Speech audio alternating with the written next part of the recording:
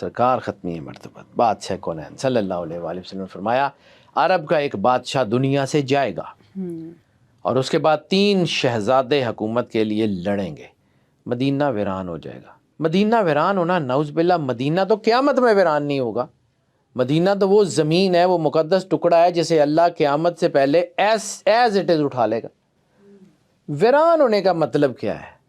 ویران ہونے کا مطلب تباہی نہیں، کیونکہ دجال نے مدینے میں نہیں آنا، یجوج مجوج نے مدینے میں نہیں آنا۔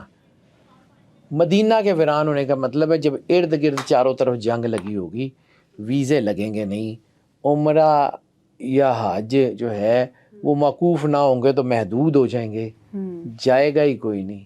وہ جو رونق ہے سرکار ختمی ہے مرتبت بادشاہ کونین کے روضے پہ رہے گی کہاں؟ اس کو سمجھیے، صرف سلمان کے جانے کی دیر ہے، اینڈ یو ول سی یہ عرب جاتا کہاں ہے۔ یہ کچھ زیادہ لمبی کہانی نہیں ہے، یہ پرانے نظام ٹوٹ رہے ہیں، اور جب بھی یہ ری سیٹ ایئر ہوتا ہے، میں واپس اپنے ٹاپک کے اوپر آ گئے، جب بھی یہ ری سیٹ ایئر ہوتا ہے پرانے نظام ٹوٹتے ہیں، نئے نظام بنتے ہیں، دنیا میں نئی طاقتیں ابھرتی ہیں، عالمی سطح پہ تبدیلیاں آتی ہیں۔ 2026 وہی ری سیٹ ایئر ہے۔ آپ نے دنیا کے نظام بدلتے ہوئے دیکھ لیے، ٹھیک ہے۔ سرکار ختمی مرتبت بادشاہ کونین کا فرمان ہے کہ جب ملحمۃ الکبریٰ شروع ہوگی تو ایک ایسا وقت آئے گا کہ جب فتنے ہر طرف پھیل جائیں گے، ٹھیک ہے۔ پھر آپ نے فرمایا کہ وہ فتنہ صرف جنگ نہیں ہوگا، وہ فتنہ صرف جنگ نہیں ہوگا، جھوٹ پھیل جائے گا، دھوکہ عام ہو جائے گا، اور پہچاننا مشکل ہو جائے گا کہ حق کیا ہے۔ آج میڈیا وارفیئر، پروپیگنڈا وارفیئر، آپ کو سمجھ ہی نہیں آ رہی کہ سچ کیا ہے۔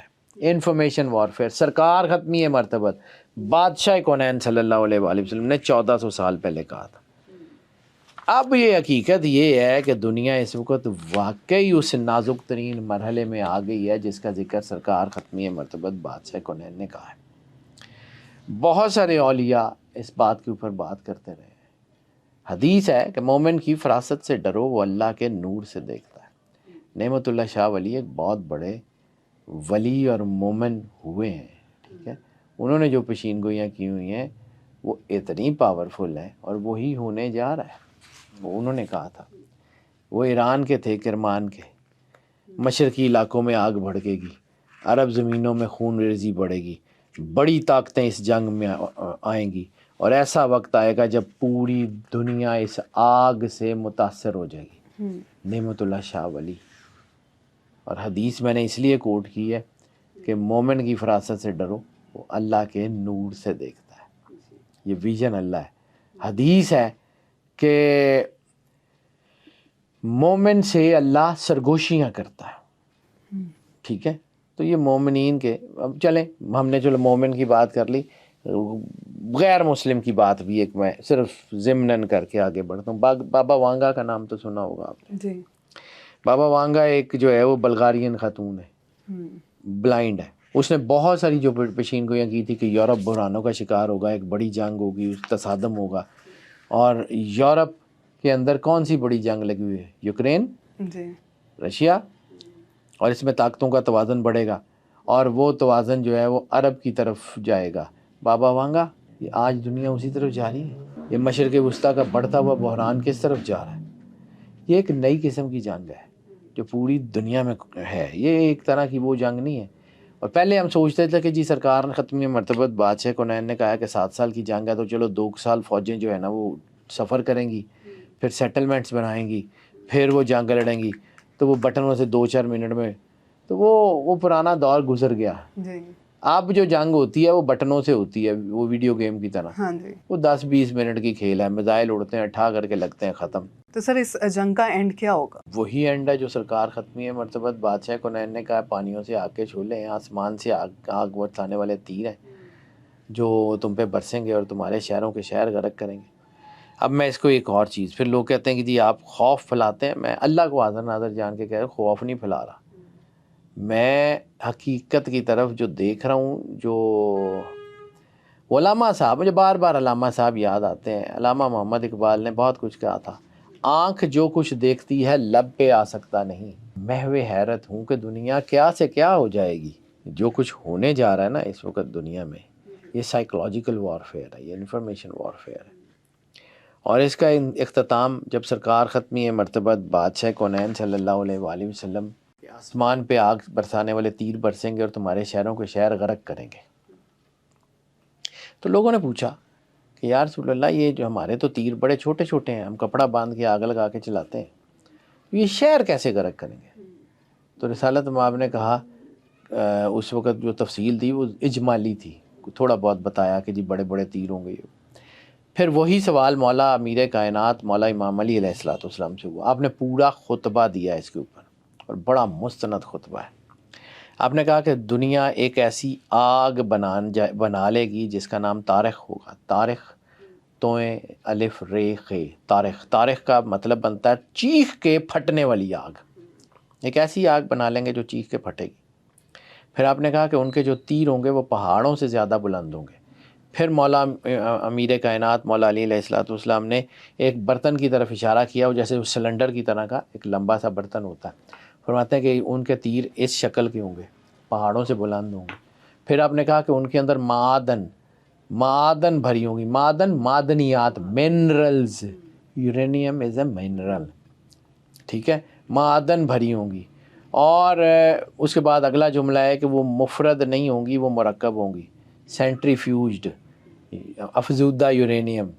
مولا علی علیہ الصلوۃ والسلام 1400 سال پہلے. پھر آپ نے کہا تھا کہ وہ جہاں جہاں وہ تیر گریں گے ہوا کو زہریلا کر دیں گے، تابکاری. پھر وہ جس جگہ سے گزریں گے زمین کو رہنے کے قابل نہیں چھوڑیں گے. وہ جس پانی کے اوپر اس کے اثرات ہوں گے وہ پانی پینے کے قابل نہیں رہے گا. وہ جو ہے وہ اثرات وہاں تک پھیلتے رہیں گے یہاں تک کہ ان کو مکمل طور پہ زمین میں دفن نہ کر دیا جائے.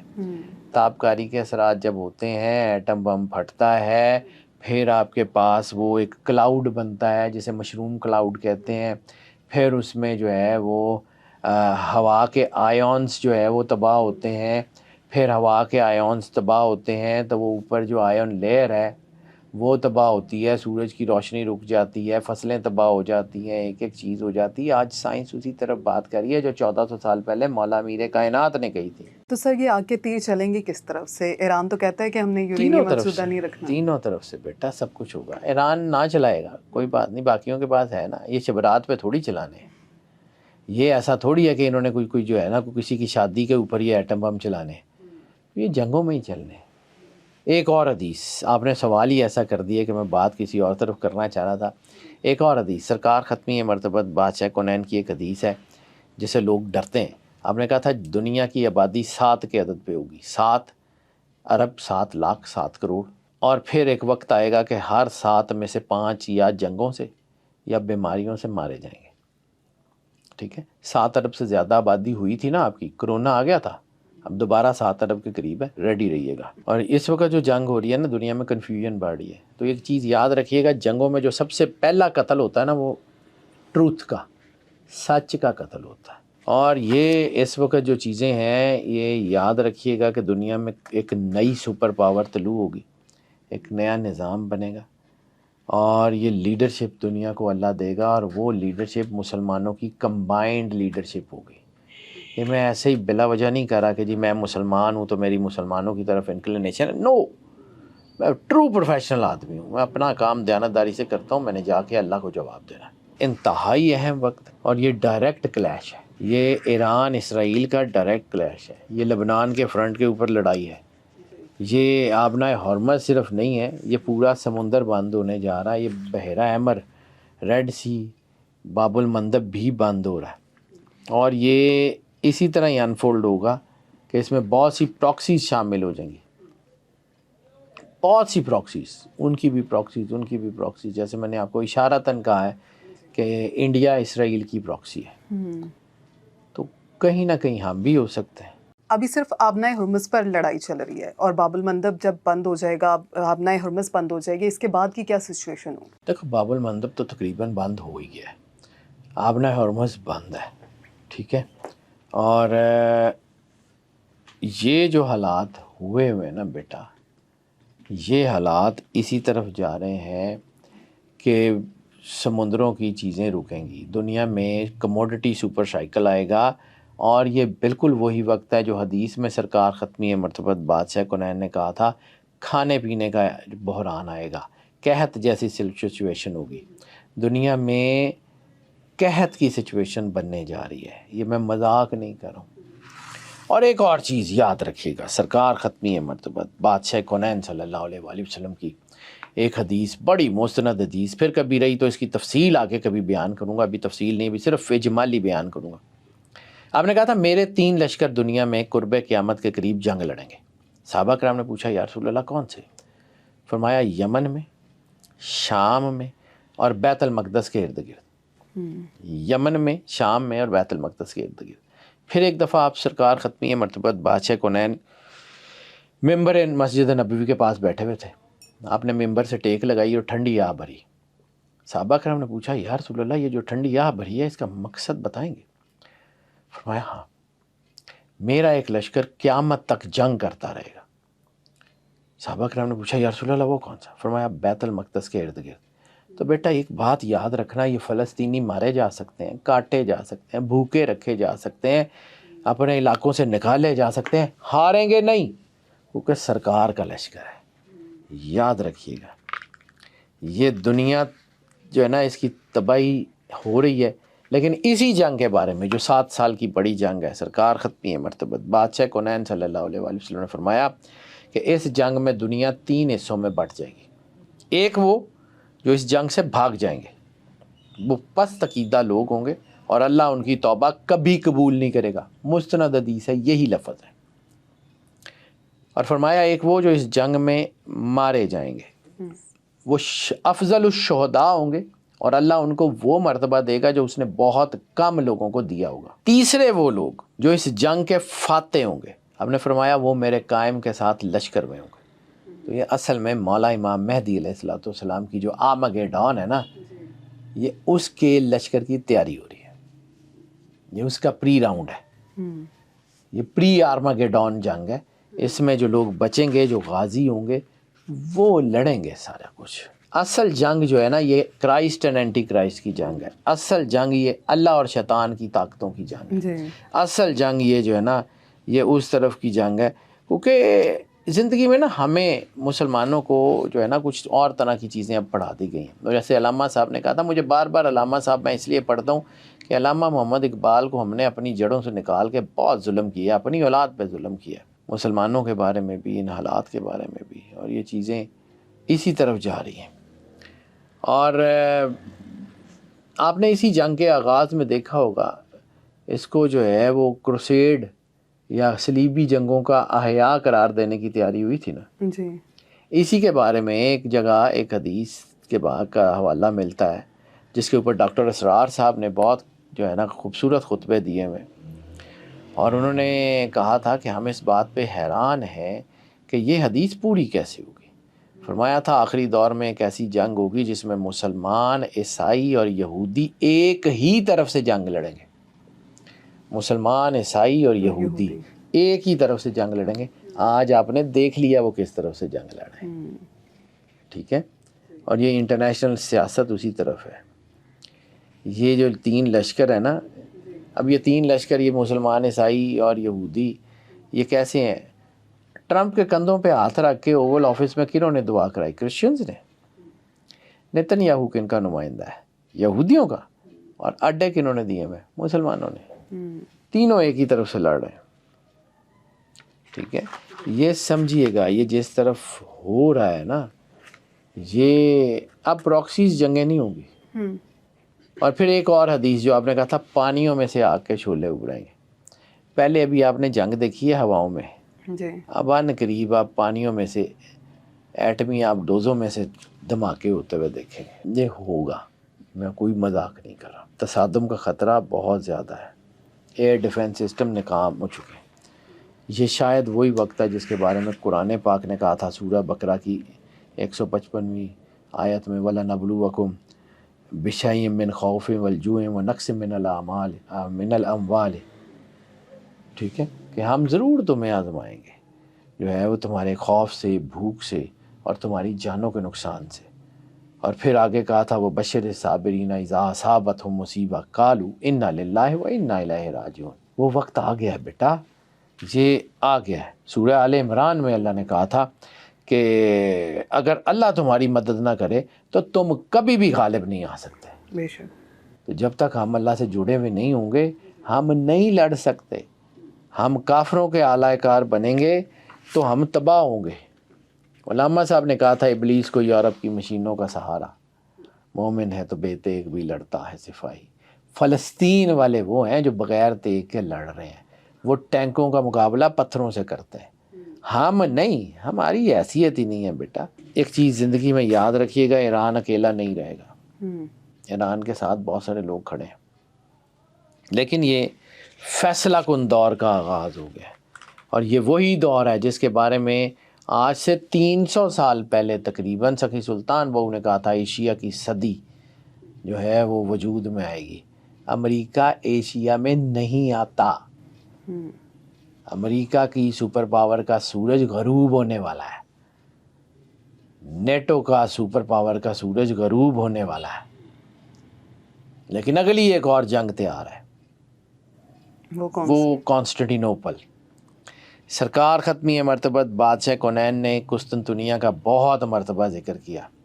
پھر آپ نے فرمایا کہ 80 جھنڈے اور ہر جھنڈے کے نیچے 12,000 جو ہے وہ فوجی، اور وہ جو ہے وہ قسطنطنیہ کے اوپر، بلاد الروم کے اوپر حملہ کریں گے. استنبول اگلا پڑاؤ وہ ہے. یہ میں ڈرا نہیں رہا ہوں بیٹا، یہ پانی پہ جنگیں، یہ سارا یہ نتن یاہو اس کو مذہبی جنگ قرار دینے پہ تلا ہوا نا کہ یہ مذہبی جنگ ہے، یہ اس کے اینٹی کرائسٹ کے آنے کی جنگ ہے. عیسائی بھی اس کو کروسیڈ کہہ رہے ہیں. ابھی تو صرف پہلا مرحلہ طے ہوا ہے، ابھی تو آگے بہت لمبا کام ہے. یہ پاور شفٹ سائیکل ہے، یہ بدلے گا، دنیا کا نظام بدلے گا، دنیا کی چیزیں بدلیں گی. یاد رکھیے گا عالمی بلاکس واضح بنیں گے، برصغیر میں جنگ ہوگی. یہ میں آپ کو کہا تھا نا کیلنڈر، تو یہ آپ سمجھیے گا کہ اس وقت جو حالات بنے ہوئے ہیں نا، پوری دنیا میں 28 سال کے بعد انرجی سیم پیٹرن پہ واپس آتے ہیں، 28 ایئرس. اور اسی لیے 2026 کا جو کیلنڈر ہے نا وہ ایگزیکٹلی 1942 والا کیلنڈر ہے. کبھی زندگی رہی تو آپ کو تفصیل بتاؤں گا کہ ان سالوں میں ہوا کیا تھا. 1914 سے لے کے 2026 تک میں صرف آپ کو 28 سال کی روداد ہے، ایسے ہی بالکل اجمالی بتاتا ہوں. 1914 first world war, 1942 second world war, 1970 دنیا میں عرب سپرنگ اور اس قسم کی ساری چیزیں، عرب اور لبنان کی جنگیں. 1998 چرنوبل، 99 میں چرنوبل، 98 میں کرائسس رشیا. پھر 2026 گیٹ ریڈی، ورلڈ وار 3. یس. 1914 کا عدد 6، 1942 کا عدد 7، 1970 کا عدد 8، 1998 کا عدد 9 اور 2026 کا نمبر 1. اور پھر ٹھیک 28 سال بعد بہت بڑی ہیپننگ ہے. شاید دنیا پھر وہ آئس ایج دیکھے جس کے آنے کا انتظار ہے، 2054. اور یہ جتنے سال میں نے ذکر کیے ہیں یہ نان لیپ ایئرز ہیں. جتنے سال میں نے ذکر کیے ہیں ان کا 1 جنوری جمعرات والے دن ہوگی. کھول کے دیکھیے گا کیلنڈر، 1 جنوری ان سارے سالوں کی جمعرات والے دن تھی. اور 2026 بھی ایگزیکٹ وہی ہے. 1914 فرسٹ ورلڈ وار شروع ہوئی تھی، آسٹریا کا ولی عہد قتل ہوا تھا، خلافت عثمانیہ کا خاتمہ شروع ہوا تھا، نئے ملک بنے تھے، مشرق وسطیٰ میں ہوا تھا. 1942 میں جو ہے وہ دوسری عالمی جنگ کا فیصلہ کن سال تھا، جرمنی میں جنگ ہو رہی تھی. 1970 میں مشرق وسطیٰ میں طاقت کا توازن بدلنا شروع ہوا، تیل آنا شروع ہوا، نئے اتحاد بنے، نئے علاقے بنے. 1998 میں جو ہے وہ انڈیا نے ایٹمی دھماکہ کیا، طاقت کا توازن بدلا. 1999 میں پاکستان نے ایٹمی دھماکہ کیا، طاقت کا توازن بدلا اور عالمی اسٹریٹجک تعاون ہوا. 1999 نیو ملینین سے تو ویسی چیزیں بدل گئی ہوئی ہیں. اب 2026 بیٹا، this is not the ordinary year. अच्छा सर, वर्ल्ड वॉर 1 हुई और फिर 2 हुई, ख़त्म हुई, उसके बाद चीज़ें बदली, अब 3 की तरफ जा रहे हैं, ये ख़त्म होगी या दुनिया ही ख़त्म होगी? नहीं, दुनिया अभी ख़त्म होने में टाइम है, अभी सुकून कर लें, अभी इमाम मेहदी हैं, अभी याजूज माजूज हैं, अभी बहुत कुछ करना है।